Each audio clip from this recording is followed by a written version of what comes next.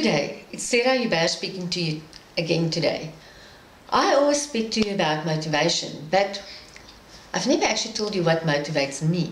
If I should ask you, what would you do if you won the Lotto? What would your answer be? Will you go out and buy a Ferrari? Will you go out and build a big house? Will you go on a holiday around the world? Or to a deserted island? Would you spend it on education? What will you do about it? Will you hide it under the mattress? Well, I could never really answer that question myself. You see, the story is that I've been doing all these courses all these years about sales and marketing, motivation and so forth. And at the end of all these courses, what you find is they teach you about goal setting.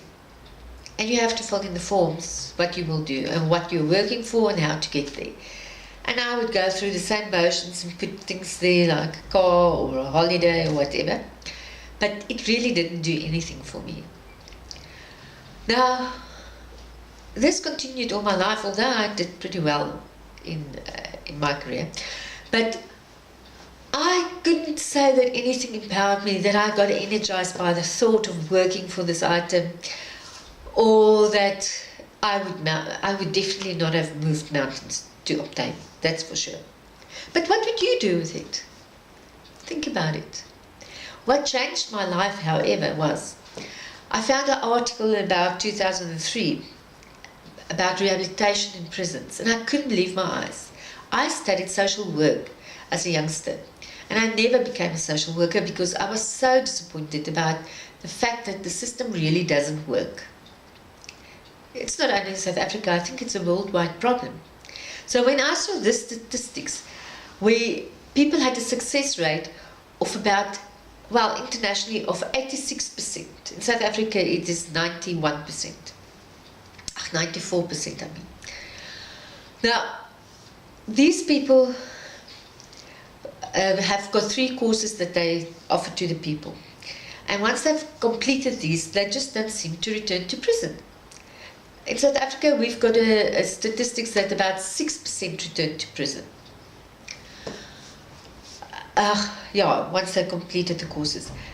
But according to the white paper that was released in South Africa in 2003, there is 71% that return to prison within 2 years of release. Now, to just put you slightly in the picture, if you don't do this course, 71% return to prison. If you do the courses, in South Africa, 94% of the people don't go back. It's a complete turnaround, complete 180% turnaround.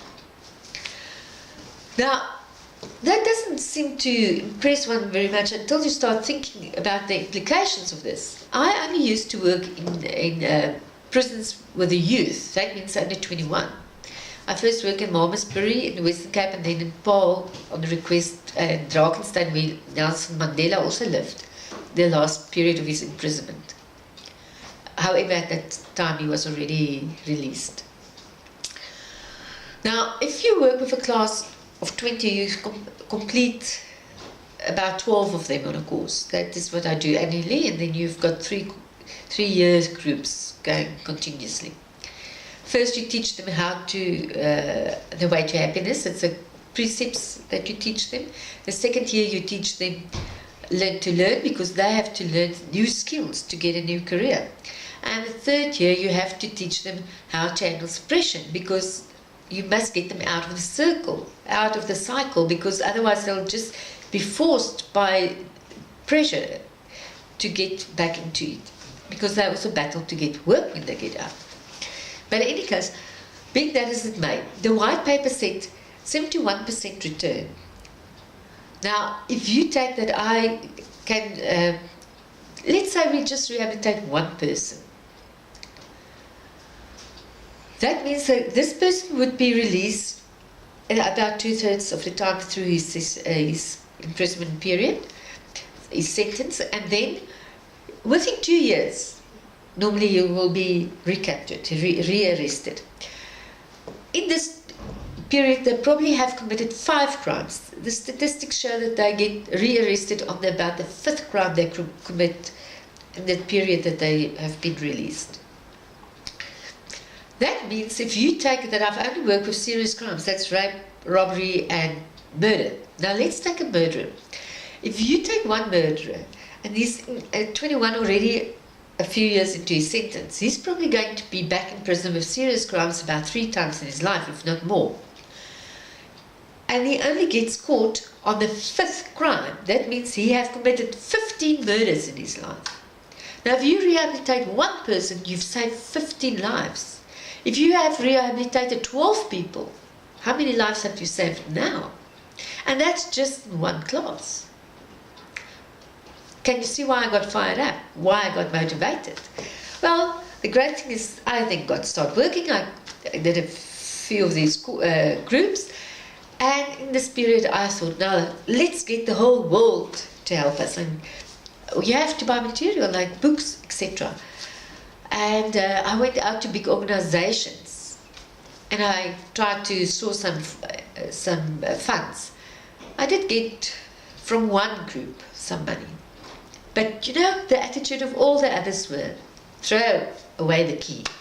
Just throw away the key. Lock them up. Forget about them.